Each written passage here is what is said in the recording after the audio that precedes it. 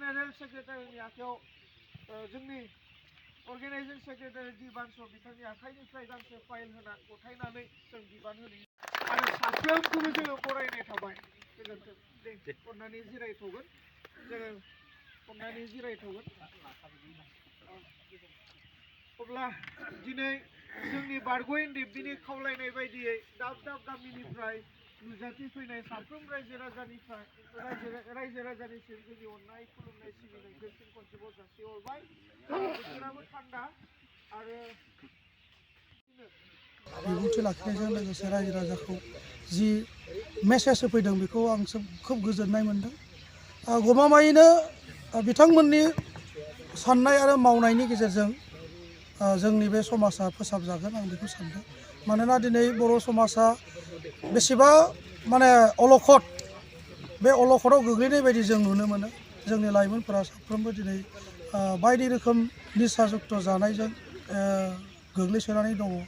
जोंनि समाजनि गासै बिथिंनि खामानिफोरखौ मावफुंनायाव दिनै जोंनि समाजफ्रा फेलें जानाय बायदि नुयो। दा बेनिखायनो बे ससाइटि डेभेलपमेन्ट एन्ड रिफर्मेसननि गेजेरजों जों जुदि समाजखौ फोसाबनो थाखाय जुदि जों बयबो बिबान लालायनानै मावोब्ला निस्सय बर' जाथिया बा बर' समाजा जों जौगागोन। जों बेखौनो आसा खालामदों बिथांमोननि जि थांखि बे थांखिया जाहाथे बर' समाजनि गेजेराव जाफुंसारथों होननानै आं सानो आरो।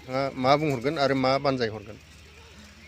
बियो बिथांमोननि इयुन जिउनि थाखाय मोनसे खोमसि। जोंनि उन्दै उन्दै लाइमोनफोरा दिनै सोलोंथाइ लानांगौ सम, मोजां सोलोंथाइ लानानै बायदि रोखोम गावनि इयुननि थाखाय आखाइनि खामानिफोर सोलोंना दिनै गावनि जिउ खुंनायनि राहा लामा दानांगौ समाव जुदि लाइमोनफोरा निसा जुक्त लानानै गावखौनो गोदोनानै थायोब्ला बावहाबनानै थायोब्ला बिथांमोननि भबिष्यतआ मालाबाबो मोजां जानाय नङा।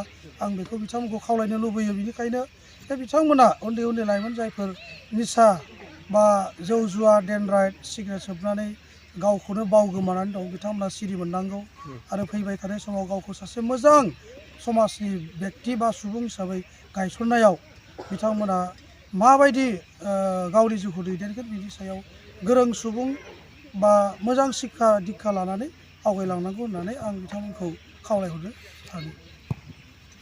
दा गोदानै दाजानाय कमिटि हिसाबै आं बेखौनो बुंगोन फैबाय थानाय समाव जों बे ओनसोलनि गासै रायजो राजा लोगोसे लाइमोन बिथांमोनखौ सांग्रांथि होनो सानदों जे गमामायैनो जोङो बे आफादनि गेजेरजों गोदानै दाजानाय आफादनि गेजेरजों जों हाबाफारि मावलाङोब्ला बिथांमोना हयथ' किसु बेक्तिया दुखु मोननो हागौ। नाथाय